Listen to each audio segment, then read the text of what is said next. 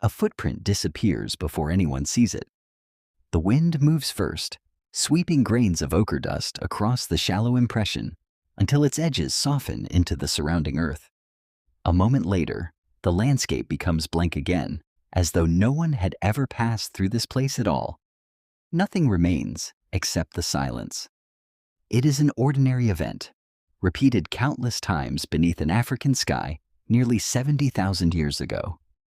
Yet, inside one of those forgotten footprints lay a decision so small that no witness could have recognized it, and so immense that every continent on Earth would eventually bear its consequences. Most people imagine humanity leaving Africa as a grand migration, an endless procession of determined travelers marching toward distant horizons with purpose already formed.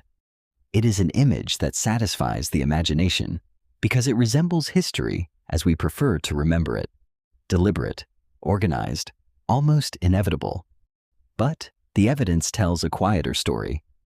There was no single expedition. No leader stood before a waiting crowd. No one knew they were beginning one of the greatest journeys in the history of life.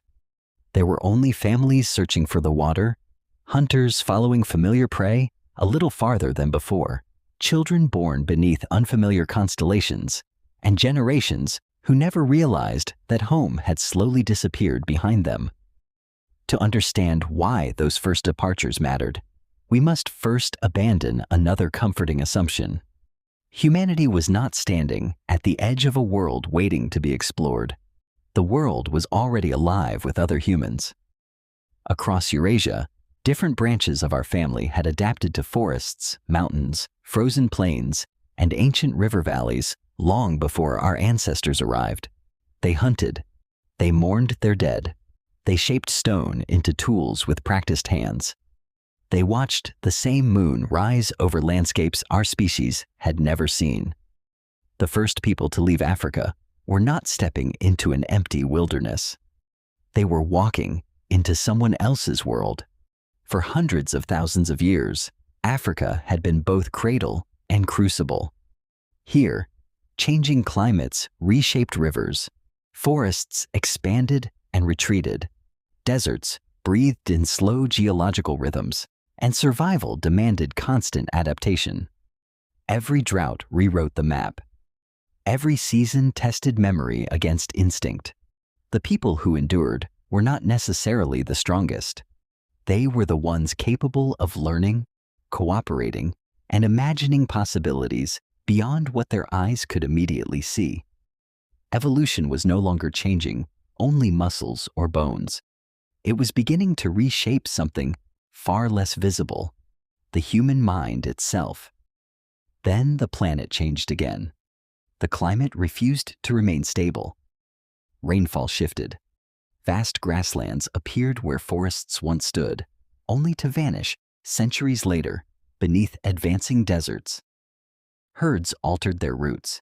Predators followed, and human communities faced choices that earlier generations had never encountered: stay and compete for shrinking resources, move and enter landscapes no ancestor could describe. The research suggests these decisions unfolded across thousands of years rather than in a single dramatic moment, but their cumulative effect was astonishing. Every step into unfamiliar territory quietly increased the distance between memory and destiny. Somewhere among those countless journeys, a few people crossed an invisible boundary that no map could record. They did not celebrate. They left behind no monument. Their hearts almost certainly beat with the same mixture of caution and curiosity that still accompanies every human venture into the unknown. Yet, from that moment onward, the history of our species no longer belonged to one continent. It became the history of a restless animal that, unlike any before it, carried its homeland not in the ground beneath its feet, but within the imagination that allowed it to keep walking. Like and subscribe. See you in the next.